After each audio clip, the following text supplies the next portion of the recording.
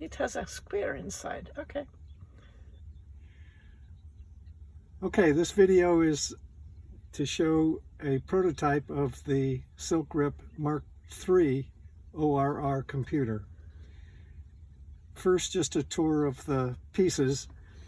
There's this main box, and over here is a remote display for the driver. The remote display just has the ahead behind time on it, which is this display here on the main box. For those of you familiar with the Mark II or Mark I version of the Silkrip ORR computer, this one is much simpler in operation. Instead of having an arm clear switch here, there's no switch there. So the first thing we're going to do is turn the power on, and notice that the green LED comes on. And we're going to wait for 10 seconds. That 10-second delay is just to allow me to upload information into a computer if it's hooked into the computer. So now you see the ahead behind display is starting to count down, getting farther and farther behind. And the mileage display, which is down here, is at 0. And we're at the start line for the first leg of just a test leg. But most of the ORR events, in fact all but one in the United States, are two-way events. The one exception is the Silver State Classic Challenge, which is a one-way event. This yellow LED indicates that we're near, in this case, near the start line or near a waypoint. Every leg of every race has 5 waypoints. The first one is at the start, and the last one is at the finish of the leg. Notice that the green LED, the power light, is now blinking. That means that it's receiving the signal from the satellite, the GPS signal. Now, when you get close to the starting line and you have the yellow LED and you have the green blinking light, knowing that you have a GPS signal, you get ready to start. And within 30 seconds of your out time, you push this push button just once. And now notice that the red LED is blinking. And we have about 15 seconds to go. I can't see either the green, yellow, or red LED. Okay, can you zoom in? Yeah. Okay, we're just about ready to start. Notice that the ahead behind went to 0. And we're leaving the start line. The average speed for this little test loop is 35 miles an hour. Notice that the mileage is incrementing. The ahead behind is not getting quite as far behind. We're approaching the first waypoint after the start, which is this intersection up here. And notice that the yellow LED is on because when we get within 0.3 of a mile, and now the red LED has come on, meaning that it found the waypoint automatically and adjusted the mileage and adjusted the ahead behind time accordingly.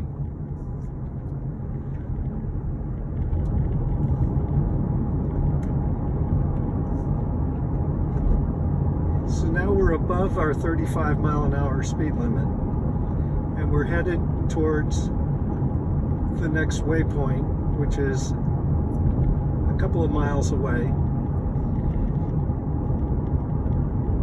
Notice that the ahead behind time is decrementing, getting closer to 0, and the mileage continues to increment. The mileage is incrementing because it's using the GPS latitude and longitude location information to determine how far it's traveling. There's a GPS antenna that's connected to the box, and that's some of all those wires up there. This green cable is an Ethernet cable that connects the remote display to the main box. Again, this is just a prototype, so the main box and especially the remote display are just kind of hacked up right now. But the software should be working, and the hardware is working other than the final mechanical design, where they'll be in neat boxes. The power to the box comes from plus 12 volts, so I just plugged it into a 12-volt power outlet. I wanted to use a USB port to power it, but unfortunately that doesn't provide enough current or enough power to power especially these displays. So now we're at about 1.7 miles from the start, and we're down at -6 seconds, -5 something. And up at the next intersection, which is about half a mile away, will be the next waypoint. At that waypoint, just like every waypoint before the finish, the Silkrip ORR computer will adjust the mileage to the known mileage from the start to that waypoint. So here we are, the yellow LED is on, and now we get close to the waypoint and the red LED came on. It actually came on before the waypoint, but don't worry about that. It automatically calculates how far away from the waypoint it is when it makes that change, and it adds that incremental mileage to its mileage correction.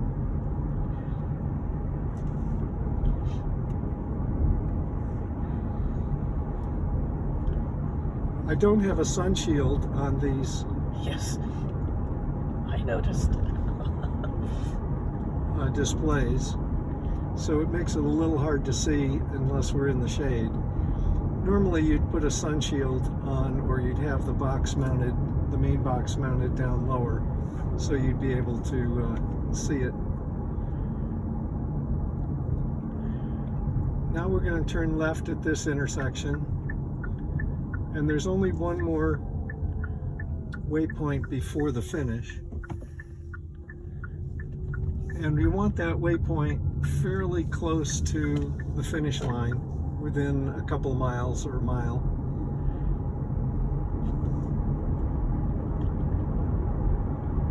So that you can get a very accurate finish.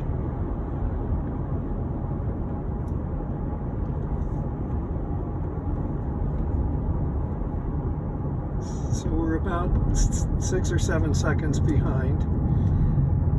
The next waypoint is a couple miles away at a little side street called Hummingbird Lane. And then shortly after that will come the finish. Now at the finish line, the box will automatically detect the finish line, and it will freeze the display, the ahead behind time and the mileage at the finish line or just past the finish line. So the way you work it is, when you get close to the finish line, you try to make the box read 0. I'm not going to do that on this leg to show you something important about how the box works, but so we'll be a little bit ahead of time, a few seconds.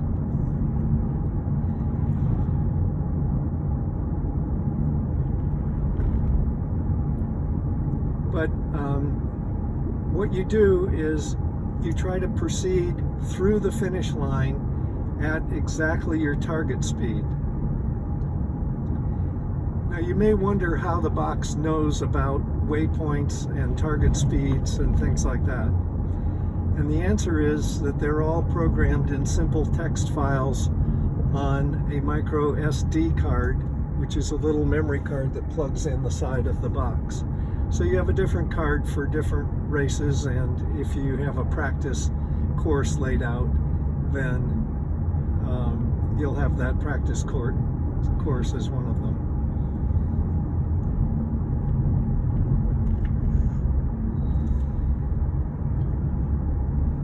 Okay, so now we're coming up to the finish line.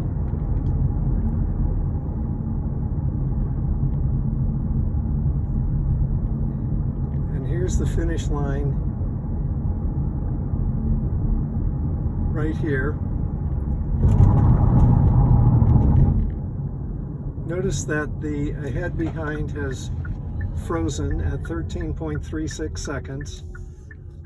And the mileage is frozen at 4.612. So that was the first leg. But we were 13.36 seconds ahead. So what are we going to do about that? And the answer is, don't worry about it, because the box has written that finishing time, the ahead-behind time, on the SD card. So now we're going to turn this off, turn it back on, and when we start the second leg,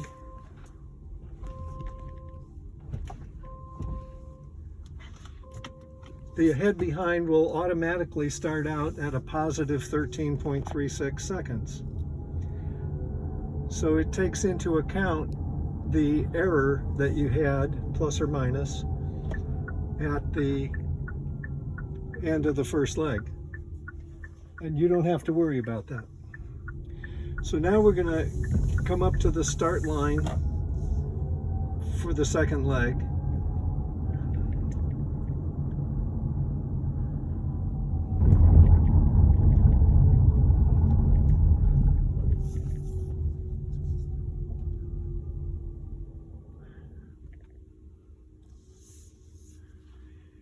And now we're at the start line, we're waiting for the GPS to get a signal because this green LED has to be blinking.